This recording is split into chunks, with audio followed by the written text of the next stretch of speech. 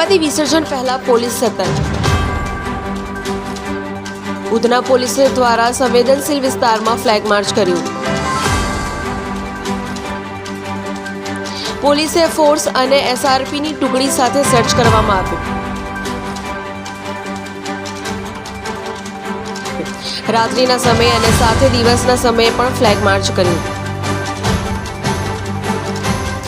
દિવસો કોઈ કાવતરું કે આયોજન ન કરે તે માટે પોલીસ દ્વારા દિવસે પણ સર્ચ કરી રહી છે।